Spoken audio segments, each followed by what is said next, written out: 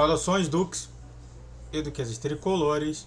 Aqui quem fala é Duque Tricolor para mais esse vídeo. Bom, senhoras e senhores, eu quero muita atenção de vocês nesse vídeo, que é muito importante para falar. Esse aqui vai ser mais uma análise normal, como qualquer outra, justamente da FluPress, justamente do blog, justamente do Netflow. E eu quero que você preste atenção a um detalhe importante que eu vou fazer depois de. Se inscreva no canal, faça o triplo C, que é curte, comente e compartilhe. Redes sociais na descrição. Vídeo todos os dias 10, 12 e 20 horas. Pix na tela para qualquer valor e só bora comentar bastante sobre isso. E bom, por que eu tô falando isso? Eu vou explicar aqui de uma maneira muito simples. Eu tô indo lá, eu estou indo no meu YouTube Studio. Eu vou falar para vocês o seguinte: cada vídeo meu normalmente eu faço 2 dias antes. Então se você pegar aqui, é dia 20 de fevereiro de 2023. Então esses 3 vídeos aqui eu fiz 2 dias antes. Eu sempre faço vídeos 2 dias antes, que vão parar sempre 2 dias depois. É sempre a mesma coisa. Entende? Até agora tá tudo certinho? Num desses vídeos eu falei sobre o silêncio do Fluminense, que eu falei sobre a questão da FluPress. Tá aqui, ó. Eu vou até colocar pra vocês, ó. FluPress. E eu fiz esse vídeo, eram mais 10 horas. Era antes de 10 horas. Foi um dos primeiros. Quer dizer, antes de meio-dia, pelo menos. Tudo bem? E eu falei dentro desse vídeo que eu falo assim, cara, cadê o novo blog da FluPress? E eu falei que pra mim tava errado. E eles continuam errando. Porque como é que você vai ter justamente acesso a várias coisas quando você tem continuação assim? Então vamos ver. Eu não vou analisar justamente logo de cara, mas é sempre bom entender que olha só como que foi desenvolvendo, né? Eu novamente eu falei para você ficarem atento à data, 18 de fevereiro. Foi o dia que justamente eu lancei o vídeo falando que não teve o FluPress. Vamos ver aqui então agora. Realidade versus expectativa. O que podemos esperar do Flu em 2023? É pouquinho, mas é tranquilo. Então é isso que eu quero apontar. Eu esperei para ver se justamente iriam ter alguma coisa comentando sobre o jogo contra o Vasco. Não teve. Então eu acho que antes de tudo a gente tem que pensar nisso. Isso aqui foi feito sem pensar no jogo contra o Vasco. A gente só pode ter duas alternativas. A primeira é: ele fez o texto depois do Fluminense Vasco, ou ele fez o texto antes do Fluminense Vasco. Eu acho que a leitura vai explicar bastante sobre isso tudo.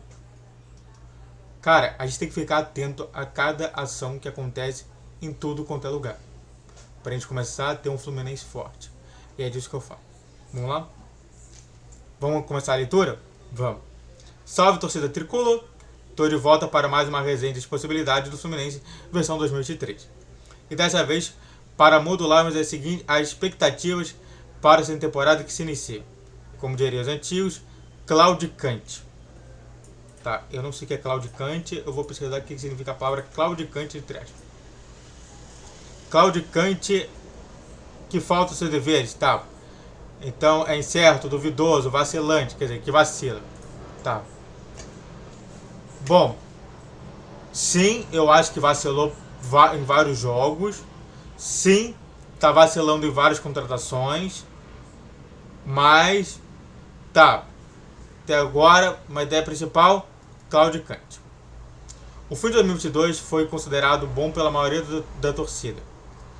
Time jogando bem, terceira colocação no Brasileiro e uma forte participação do Flu no mercado.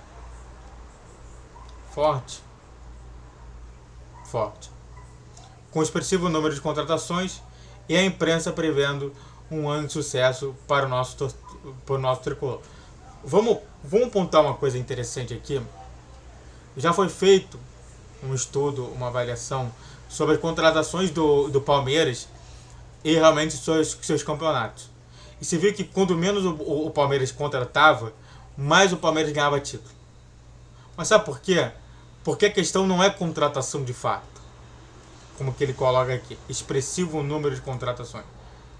Na verdade, a história é você ter sempre boas contratações, mas que se mantêm durante muito tempo. Que aí aquela pessoa já está justamente acostumada e entendendo justamente sobre a metodologia e o ensino que o próprio técnico faz. As pessoas às vezes não entendem que futebol é justamente aprendizado.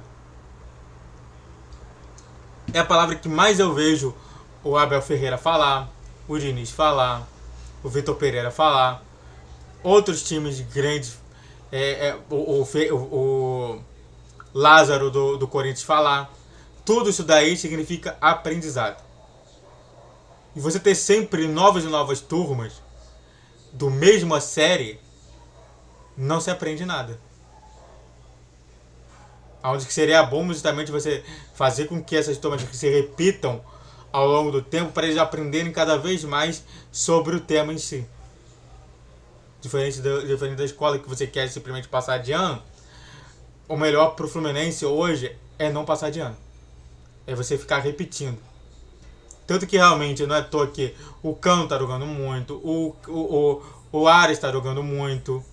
Por quê? Porque já está começando a ter repetição daquilo que ele já faz. E aí o time fica mais forte com isso.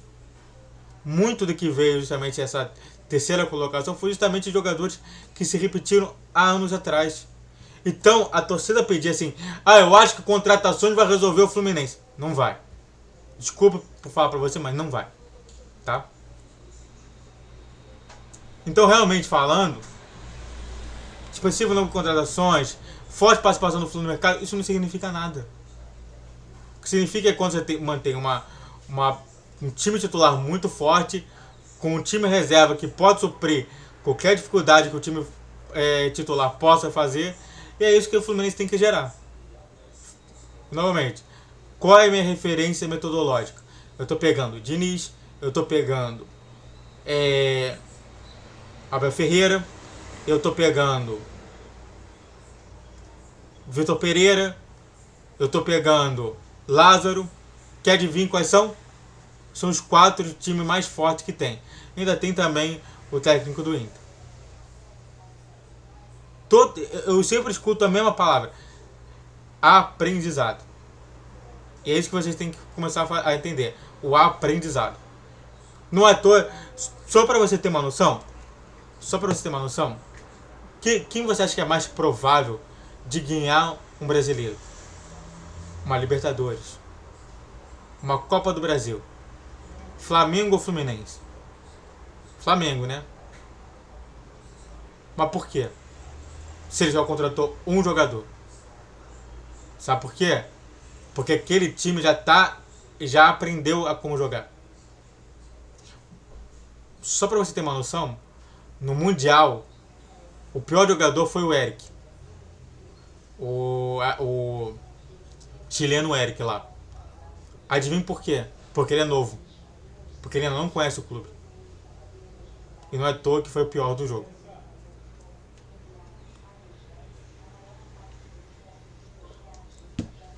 Entretanto, ao se iniciar 2023, a torcida teve um choque de realidade com os primeiros jogos do Carioca. O time não manteve a mesma pegada do ano 2022. Defesa frágil, produção ofensiva, pouca produção ofensiva e baixa atividade no ataque. Eu falei isso desde o jogo, e aí eu quero anotar para vocês sobre isso novamente, para eles comentar sobre: mas onde que você surge com esses pensamentos? Vamos lá, vamos entrar no meu canal. E eu comecei a falar sobre esse tema, adivinhe? Vou pegar aqui meu pré-pós-jogo. Adivinhe em qual jogo que eu comecei a falar? Calma. Não, é Nova Iguaçu, não. Aqui. Aqui não. Isso aqui é Fluminense e Goiás, que é na Copinha. Aqui, ó. Fluminense e Resende.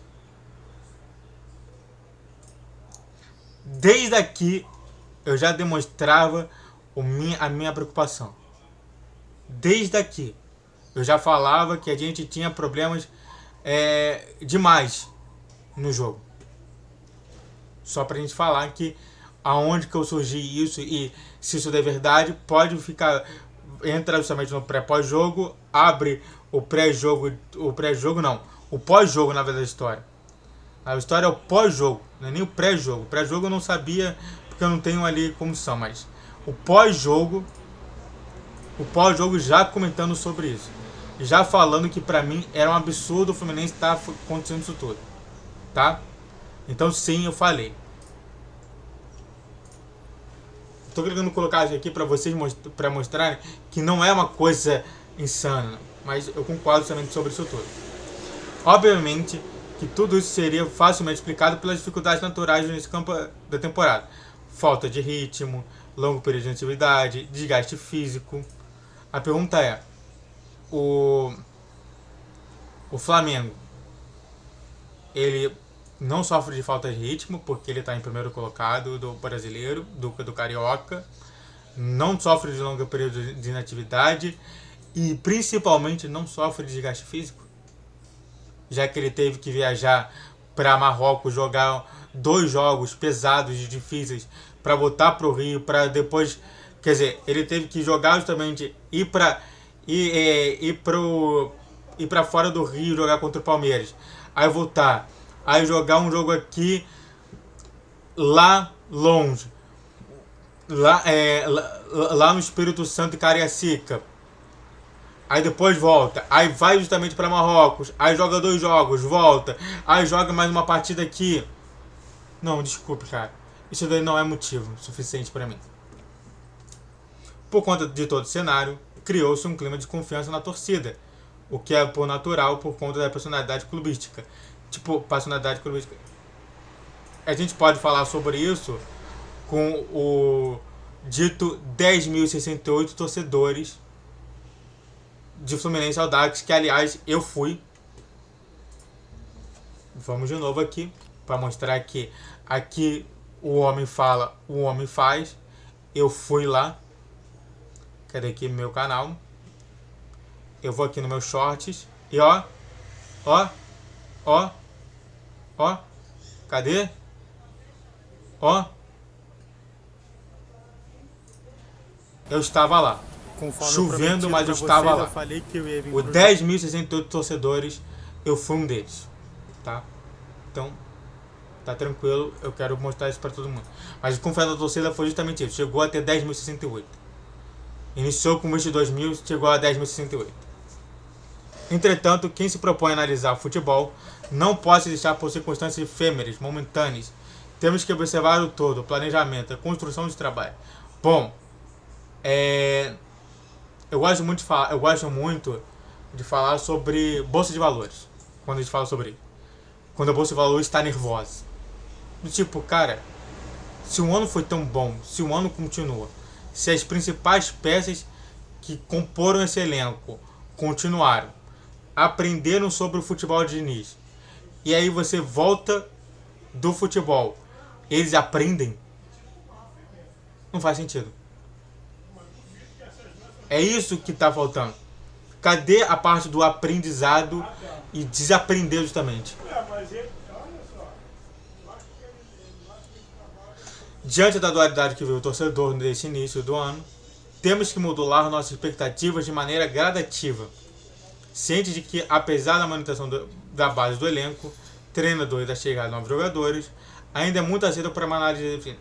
Eu sei que é muito cedo, mas a questão é o seguinte: a gente tem até o meio da temporada para falar o que a gente vai jogar e o que a gente não vai jogar. Até o mês 6, até o mês, na história, mês 4, mais ou menos, a gente vai definir o que a gente vai ser no futuro. Ou seja, é cedo? Não, não é cedo. Foi cedo, por exemplo, pro Flamengo perder pro Palmeiras? Foi cedo pro Flamengo perder pro Al-Ahly? Pro Al-Hilal, quer dizer? É isso que eu tô te falando. Eu não sei se você sabe, mas já tá chegando aí a Libertadores. Já tá chegando aí a Copa do Brasil. Já tá chegando aí o Campeonato Brasileiro. Se é pra gente disputar alguma coisa, a gente tem que começar agora mostrando o valor do Fluminense. De certo que o elenco ainda é desequilibrado e possui força similar ao ano anterior. Ou seja, aqueles que chegaram ainda não levaram o nível de 2023. Entretanto, física e taticamente, o time irá evoluir de maneira natural. Soma-se ao retorno de Alexander e John Kennedy, se não for vendido. Tudo é muito se pedir torção. E bom, uma coisa interessante sobre esses novos reforços é o seguinte. Pergunta. Você tiraria Ganso? Você tiraria Gilmares? Você tiraria Cano? Você tiraria Nino? Manuel?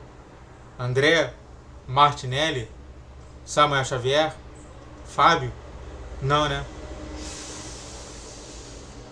Então, o que esses reforços vieram para fazer? É para somar na reserva. É para ter um bom time reserva. Então, eu não entendo justamente o que significa elevar o time.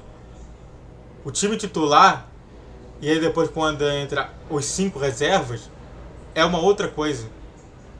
Mas continua justamente com uma grande base do time titular. Que são 6 jogadores. Óbvio volante. A Alexandre na lateral direita seria um baita desperdício. Bom, eu já fiz uma análise nisso, não preciso comentar sobre. Vender John Kennedy por 3 milhões de dólares seria um erro. Eu apostaria no jogador. Também já comentei sobre isso. Não vou comentar aqui agora. Guga está jogando para ser titular. Sim. Está jogando muito. David Braz não dá, galera. Eu discordo. Para mim, David Braz jogou muito. Jogou muito, tá? Eu não concordo com isso, não. Um forte abraço, Victor Costa, 1111. E bom, é isso que eu falei. Olha só as minúcias e olha só o que eu mostrei. Lá atrás, desde o Resende já falava lá, gente, tem alguma coisa acontecendo de errado, não sei por que está acontecendo isso no Fluminense. E só agora que ele fala isso. Tipo, não, mas você falou muito cedo e agora eu tô falando aqui nesse timing aqui perfeito. Não é. Tô falando, já a gente vai ter Libertadores. Já. E se a gente perder a fase de grupo na Libertadores, é fora da Libertadores. E se a gente cair em quarto colocado na fase de grupos, não temos nada. E é isso que eu tô te falando.